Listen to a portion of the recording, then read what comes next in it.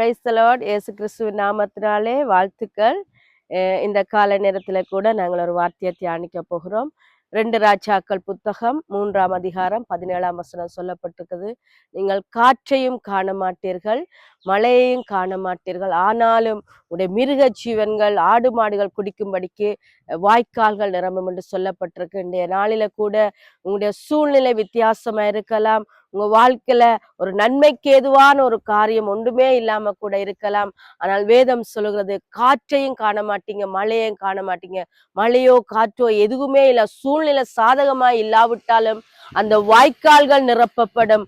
அந்த ஆடு மாடுகள் மிருக ஜீவன்கள் அதுக்கு தேவையான அந்த தண்ணீர், அந்த ஆசீர்வாதம், ஆகாரம் கிடைக்கும்படியாய் தேவன் அருளி செய்வார் என்று வேதத்துல சொல்லப்பட்டிருக்கு. இன்றைக்கு கூட நீங்க கண்ணீரோடு வேதனையோடு உங்களுக்கு எந்த ஒரு நன்மையும் இல்லாம நீங்க கவலையோட இருந்தா தேவனுடைய வார்த்தை சொல்லுகிறபடி காற்றும் இல்லை மழையும் இல்லை, ஆனா உங்களுக்கு தேவையான அத்தனை சூழ்நிலைகளை மாற்றி ஆண்டவர் உங்களை ஆசீர்வாதமாய் மாற்றுவார். அது மட்டும் இல்ல, இது மனுஷனுடைய பலத்தாலே அல்ல, மனுஷனுடைய பராக்கிரமத்தாலேயோ ஞானத்தாலே அல்ல, கர்த்தருடைய ஆவினாலே ஆகும்.